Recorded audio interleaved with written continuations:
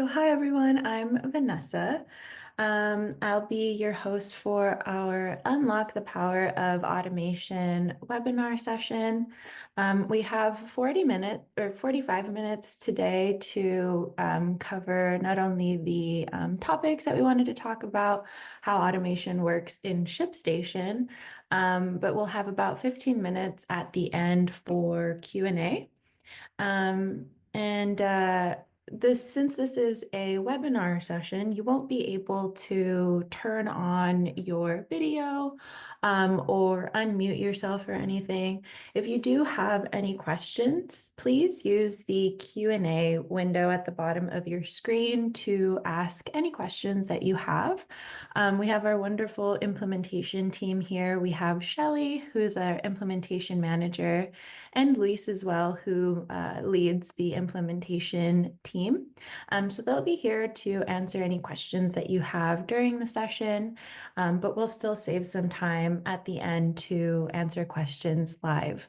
So we'll go ahead and get started. I have about 30 minutes of material that I'll cover, and then we'll hop into the live Q&A.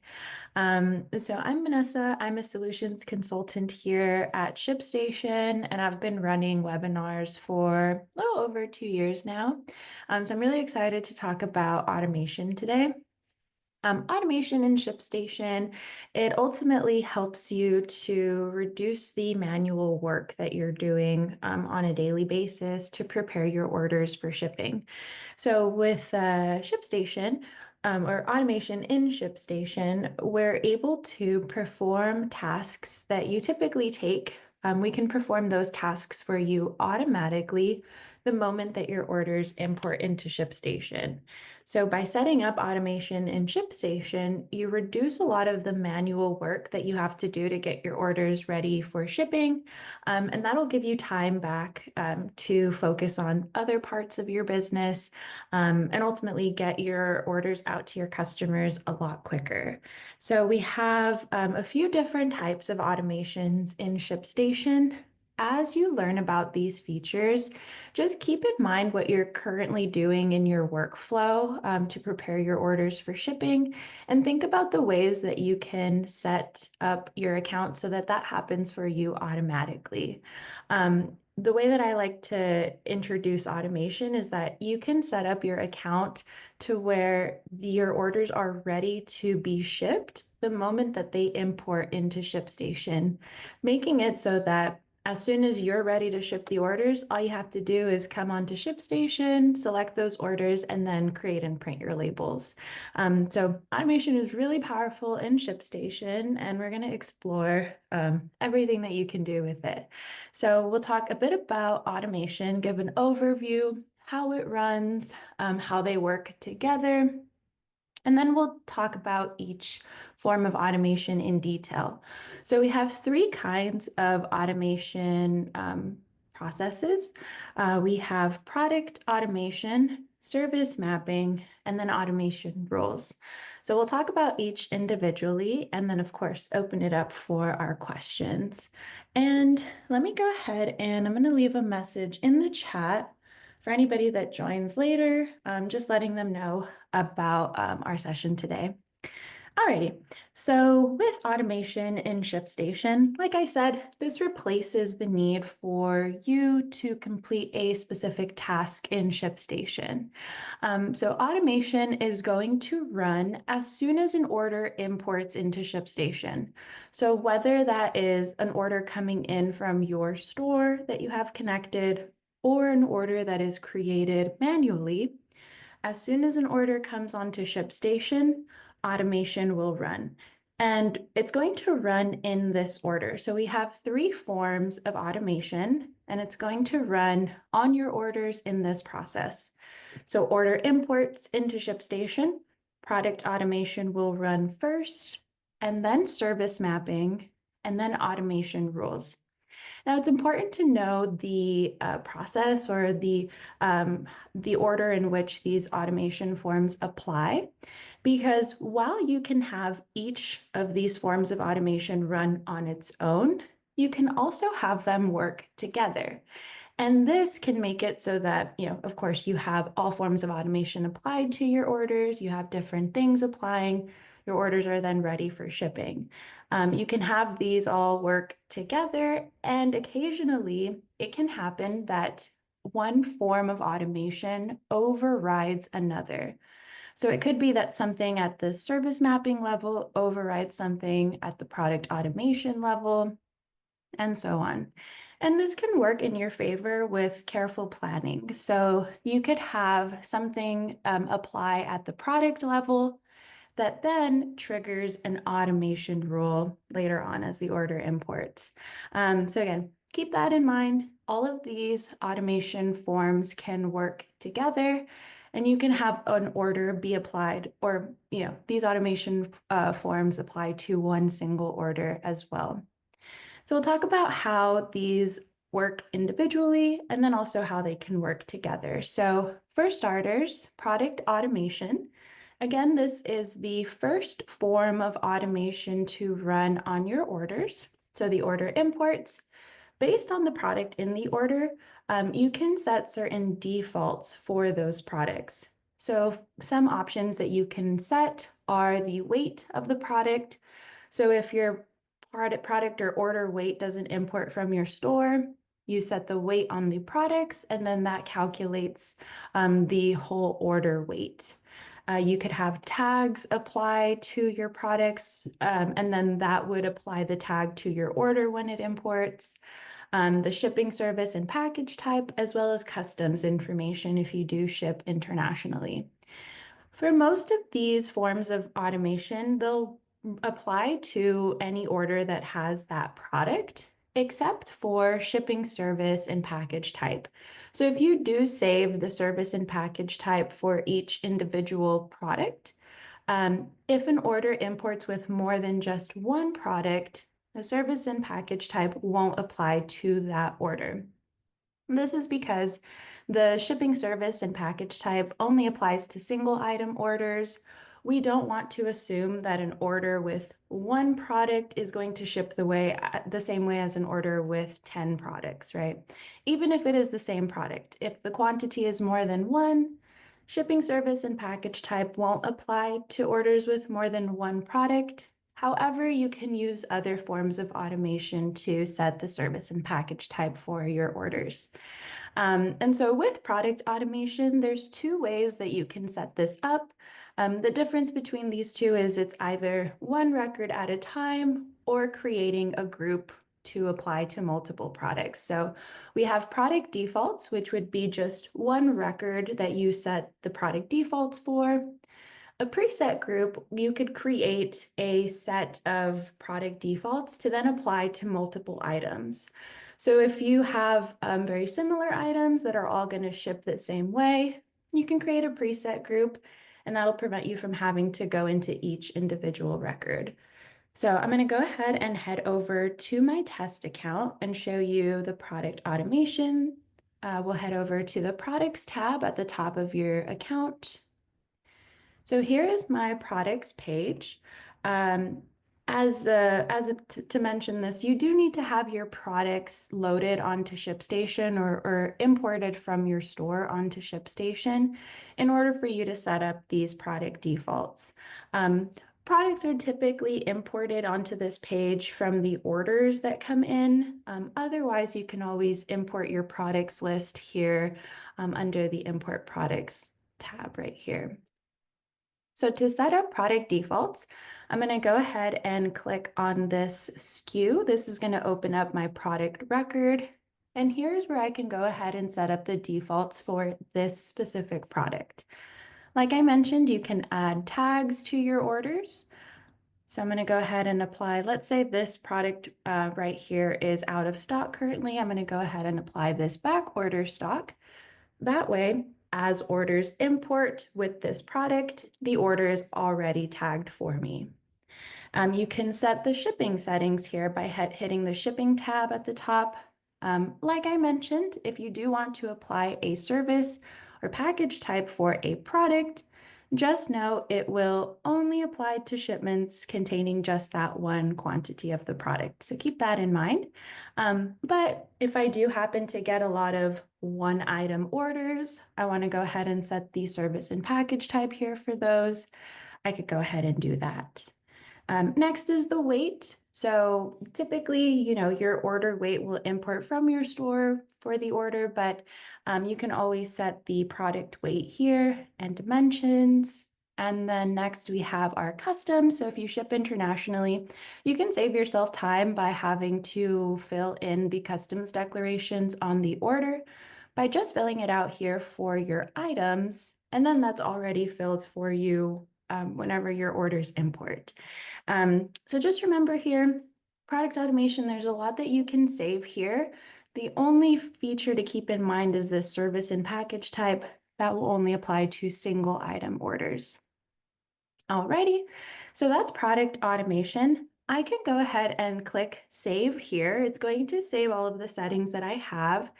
When I click save here, it's going to apply to orders that import moving forward. However, if I do currently have an order in my account that has this product, I can click on this Apply Changes to Open Orders checkbox, and that's going to apply whatever changes I made here to my current orders, as well as any orders that import in the future.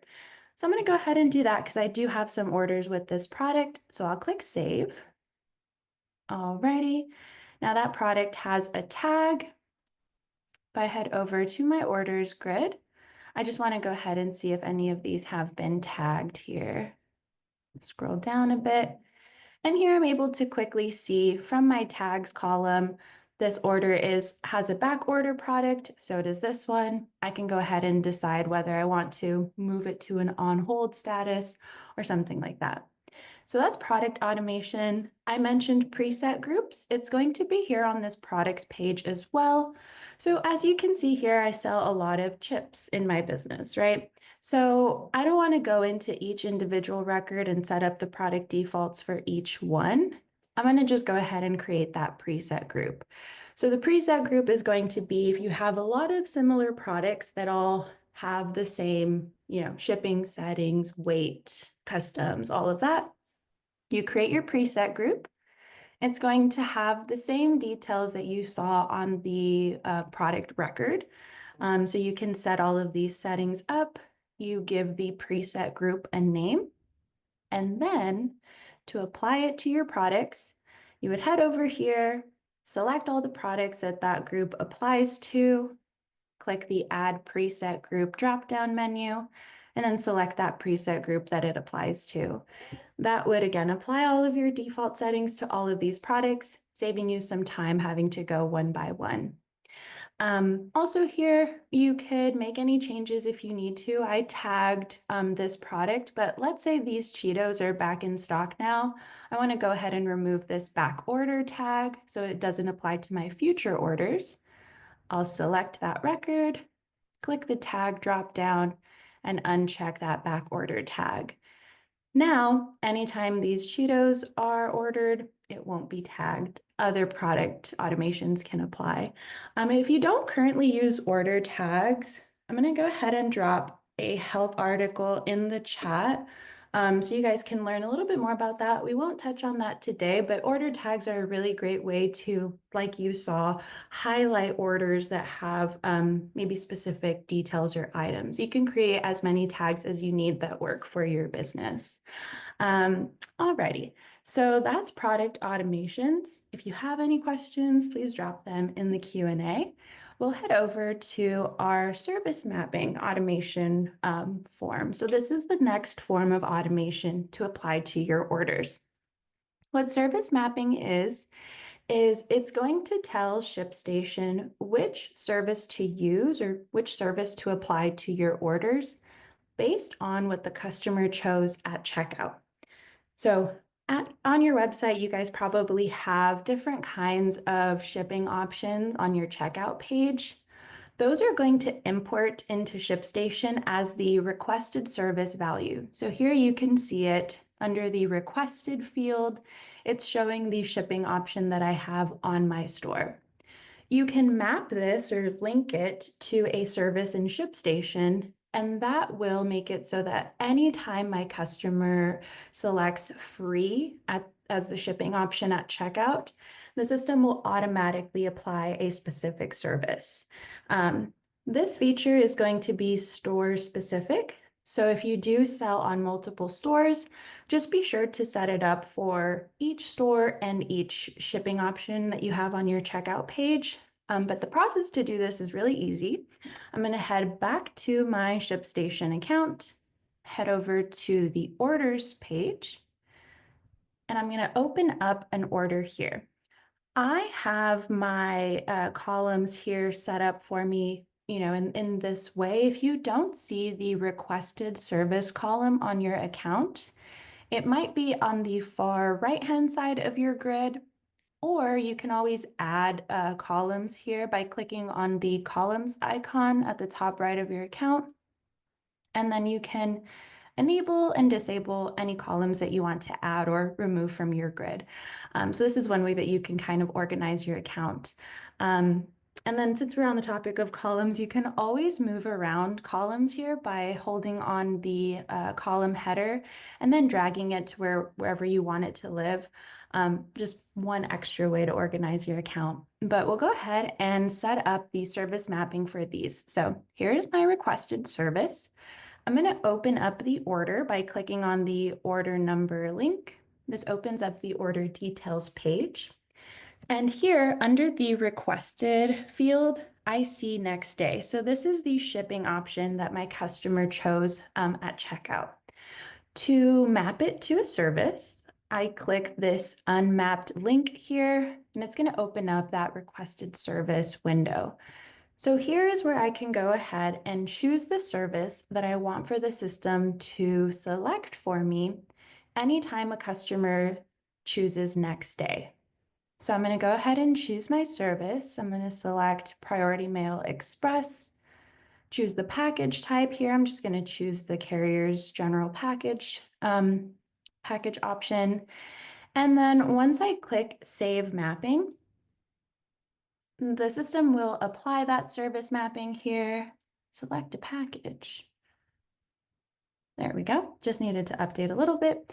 And now that has been mapped. So now anytime a customer selects next day at checkout, the order is going to import into ShipStation, and it's going to apply this Priority Mail Express service for me.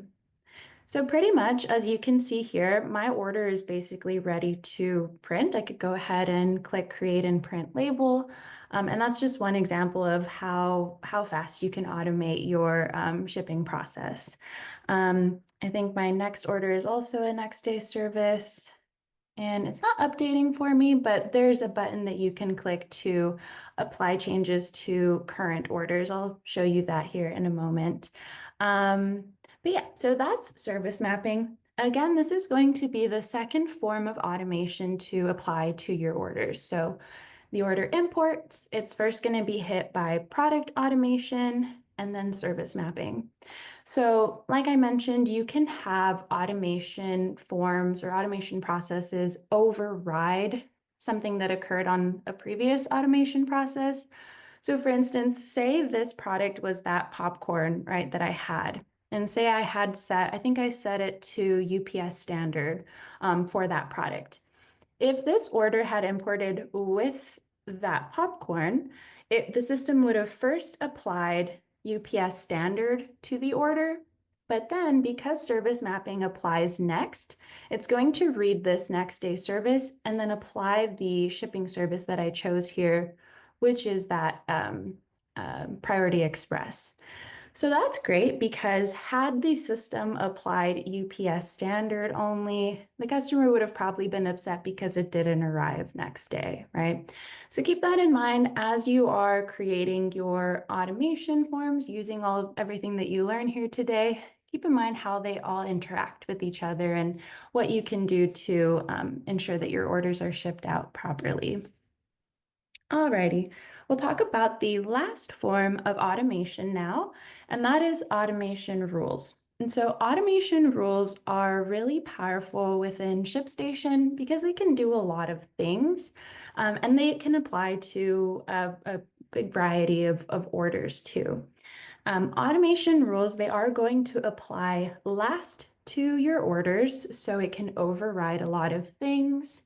And with automation rules, there's two things that you'll want to keep in mind. The criteria of the rule, so that's going to be what the order has in order for the rule to apply, and then the action, which is what is the rule going to apply.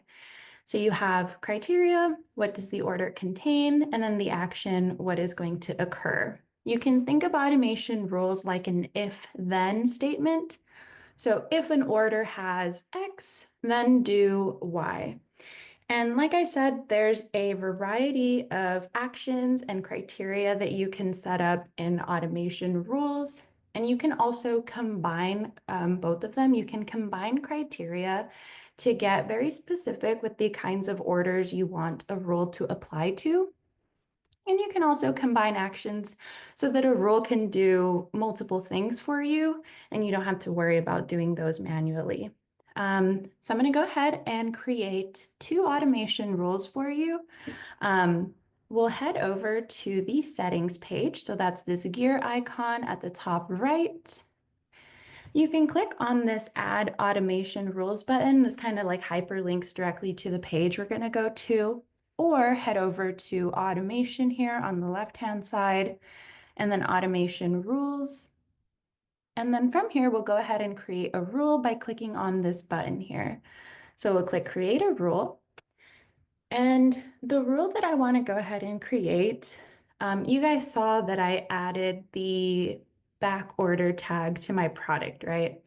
And then I mentioned I can go ahead and place that product or that orders with that product on hold. I'm going to go ahead and create an automation rule to do that for me. So the order imports, product automation runs, it's going to apply the tag to my orders. And then this automation rule is going to run. So I'm going to go ahead and create a bag, or I'll do Smart Food, which is the name of my product, and then hold. So I don't want for this rule to apply to every single order. I just want it to be specifically for my back order tagged orders, right? So I'm going to go ahead and choose a specific criteria, click Add Criteria, and then here is the criteria that I can select. So I'm going to just scroll through this list here so you can kind of see the available criteria that you can choose for these rules. There's a lot that you can do. And like I said, you can combine these to get very specific with the kinds of orders you want a rule to apply to. So we'll get to the top. There we go. So lots of things here, because this is specific to orders that are tagged. I'm going to use my order tag criteria. There we go. Includes here, you can also specify does not include is empty, includes is perfect for me. And then I'm going to choose my tag. So the system is, or the rule is set up right now. Apply this rule to any orders that contain order tag back order. That's the only criteria that I need. So now the action that I want to do is to place the order on hold. So I'm going to open up my action drop down and again scroll just a bit so you guys can see the available actions that you can do. Here's the hold that I want to use, but I'll just scroll down a little bit further. Prepaid duties and taxes if you ship internationally, set carrier service and package. I'll talk about that next. And even use like a specific packing slip. There's a whole lot of stuff that you can do with automation rules. As I mentioned, this is the most powerful. So I'm going to do hold until, because I know the exact date when my product is going to be back in stock. So I'll just select hold until and then choose the date. So I'm going to select the 13th here. And that's pretty much all that I want to do. If I'm ready to go ahead and save this rule, I don't need any more criteria, don't need any actions. Once I click Save Rule, it is going to apply this rule to any orders that import moving forward. So any new orders that import with that smart food product, the system is going to apply product automation first. That's going to add the tag to the order, service mapping, and then this automation rule is going to apply. So it's going to see that back order tag on the order and then place the order on hold until this day. So I'm going to go ahead and just click Save Rule. Now, I do know that I have a couple orders right now in my account that have that smart food product. So I can go ahead and click on this Reprocess Automation Rules button. What this is going to do is apply any recent changes to my products or my store mappings or automation rules to my current open orders. So once I click this button, it's going to like kind of refresh all of the automation forms that would apply to the orders, apply them to the orders, and that makes sure that, all of the orders have the automations apply as well as future orders. One thing about this button is that it will overwrite any manual changes that you made. So I would just keep that in mind before you click on this button. If you have any kinds of automations that might, change any manual changes that you did, just keep that in mind before you click on this button. But for example, I'm going to go ahead and click this. There's a confirmation page just warning you one last time that, changes can be made. Reprocess is done. Let me refresh just to be safe. And then I'm going to head to my orders page. Orders.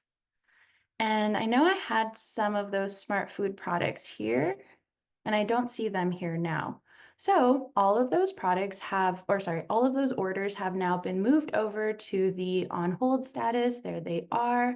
And they'll be released from hold once that date ends. So I think it was the 13th of February.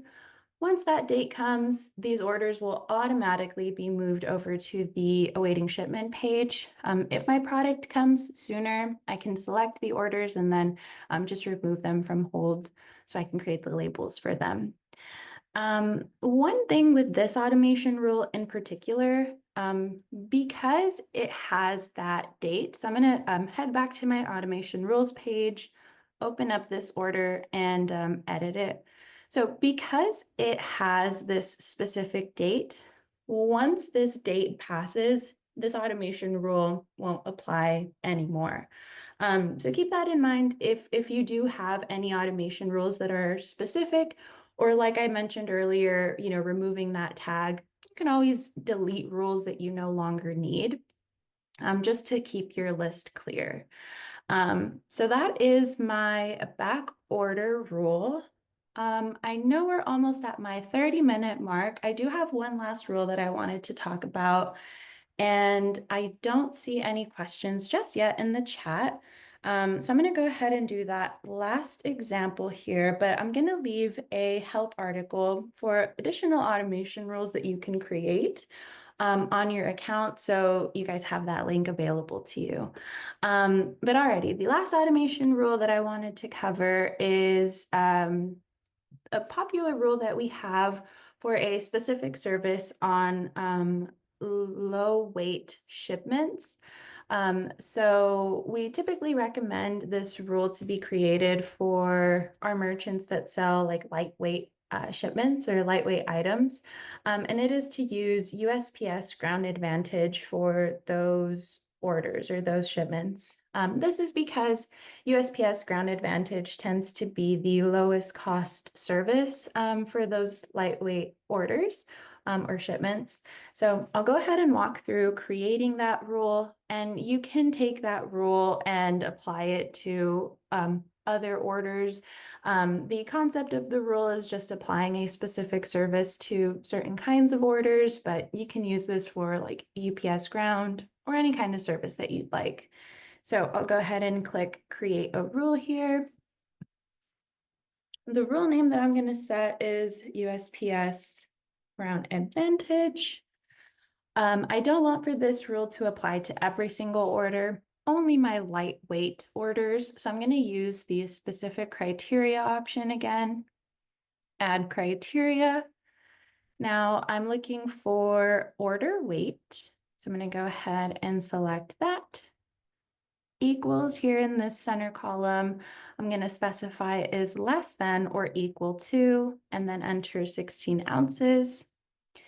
So the way that this criteria is set is if an order imports and the weight is less than or equal to 16 ounces, then apply this action. However, I do sell internationally, so I might have an international order import that's less than 16 ounces. I would not want for this rule to apply to that order. So I'm going to go ahead and add another line of criteria and specify that this rule does not apply to international orders. So I'll do international order is false. Now, I do have the service mapping set up for my next day checkout option, right? I could have an order import that is under 16 ounces, but the customer chose next day. And because the system is going to apply automation rules last, this could change the service on those next day orders. So I'm going to add another line of criteria here to specify the requested service, and it is mapped. So I'm going to choose the mapped option.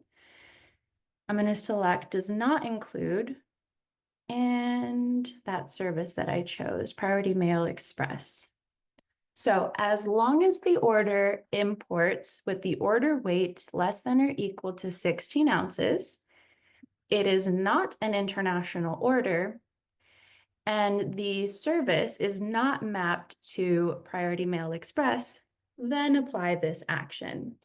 So this is, a little bit cumbersome to kind of think about the kinds of orders that you might have, but it is very important, especially when creating automation rules, because they do apply last, they can override a lot of stuff. So the action now that I'm going to do is to set a specific service and package type. There we go. And then choose the service. I'm looking for USPS Ground Advantage. And then the package type, because it's a lightweight order, I know it'll probably ship in one of my smaller boxes. So I'm just going to go ahead and choose this. And that is all, typically that we recommend for this kind of rule. But if you do want to apply another action, say I have a specific user on my team who processes these kinds of orders. If I want the system to just assign these orders to them, I can add an additional action to assign to a user and choose my user. If I wanted to go one step further, apply a specific packing slip, you can do that as well. So lots of stuff that you can do with a specific packing slip, and I'll do my Send Ships promo. So lots of stuff that you could do with automation rules. And like I said earlier, you can set up your account, not just with automation rules, but service mapping, product automation. You can set up your accounts to where once your orders import into ShipStation, the label's already basically ready to be created. You just create and print your labels. Going back to this rule, once I click Save Rule, anytime an order imports weighing less than 16 ounces, and it's not an international order, and it's not mapped to this service, the system will apply my Ground Advantage service to it, assign it to Travis, and then apply a specific packing slip. This would make Travis's job a lot easier. So yeah, that is automation rules. Thank you guys again for attending our automation webinar today. I hope you guys have a good rest of your day.